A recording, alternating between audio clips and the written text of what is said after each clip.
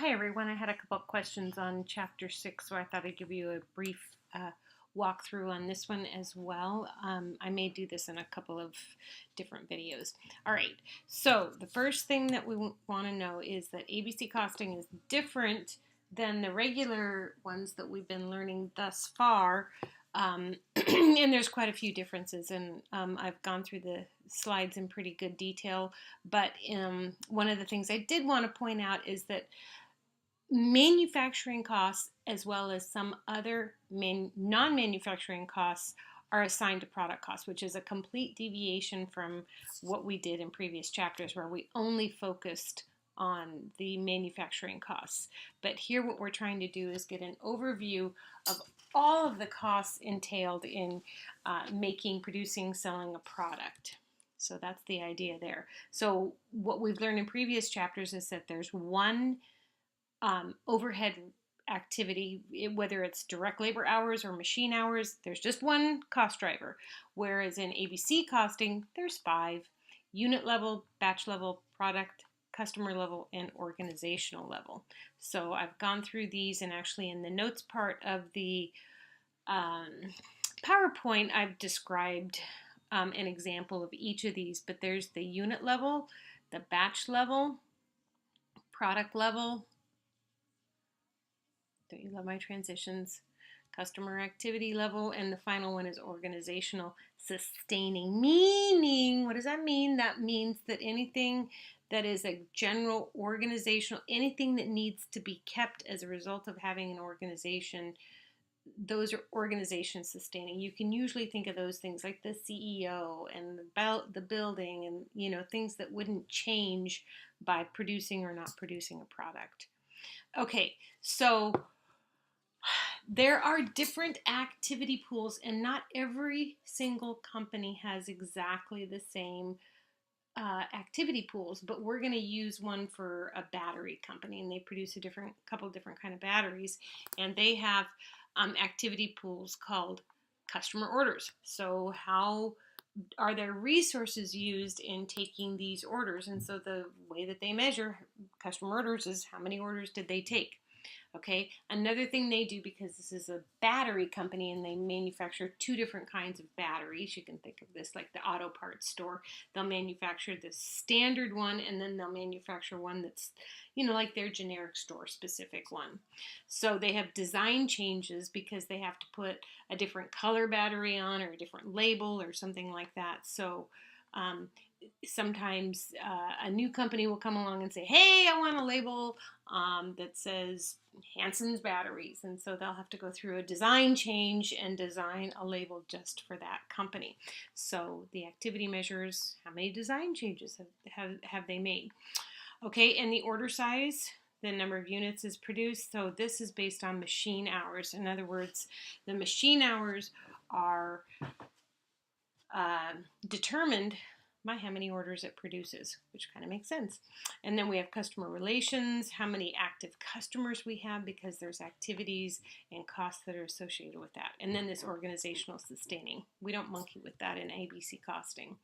Okay, so one thing I want you to notice here is that there's direct material, direct labor, and shipping costs, and these are all very specific costs and don't need to be muddied up with this whole how much overhead do I have, because it's always this gray area that we don't know about, where we're trying to put everything into this overhead bucket. And so the direct material, direct labor, and shipping costs, they don't factor into this because it's very easy to trace which orders, which customers those went to, so you just automatically apportion those things to those specific people. All right, so it's these overhead costs. So then the first stage of allocation is actually figuring out how much goes into each of these buckets. All right, so here we have been provided with all of the manufacturing and non-manufacturing overhead costs. All right, so you can see right away, we know about these. We've been talking about these through the other chapters. These are the production overheads, but now we've got these administrative overheads that we're going to throw in here, a complete change from what we've been talking about before. Okay, so we've got these overhead costs of $22 million. This is a magic number, so remember that. All right, we're going to go through this example and I'm going to show you what's going on. All right, so what happens, and this information will always be given to you, but we're going to do a first stage allocation. The way that we do that is we go around to everybody, all right, and we say, hey, dude, what do you do all day long?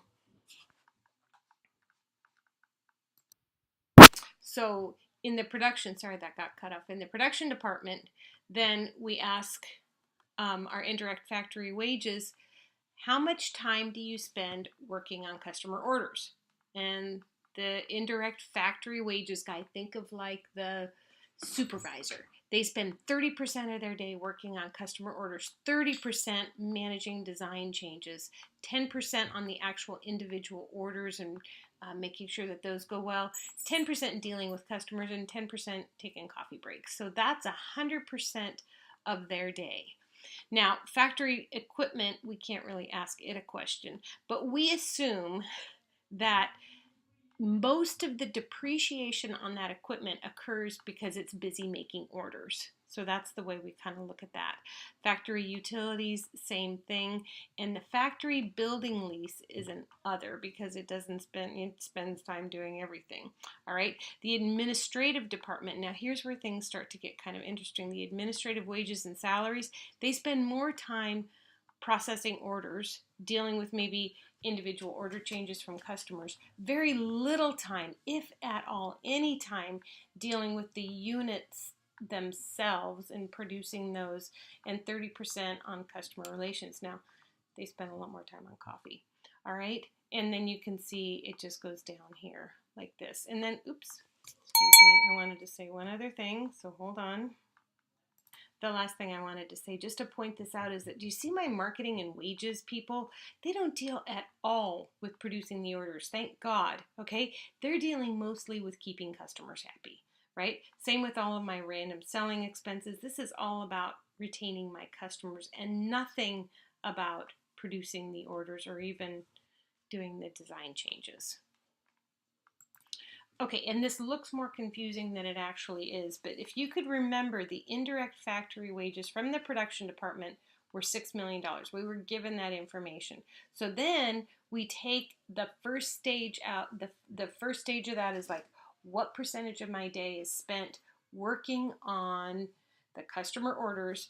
And our supervisor said, I spend about 30% of my day working on customer orders. And you go, great. Okay, so of that $6 million total dollars that we've spent on my indirect wages, 30% of that gets allocated to the customer order.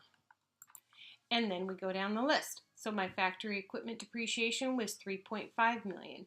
And then it said, well, what percentage of the factory depreciation is associated with these customer orders? Okay. In other words, how much factory equipment time was spent supporting the function of doing customer orders. And it was determined and it was given to us that it was about 20%.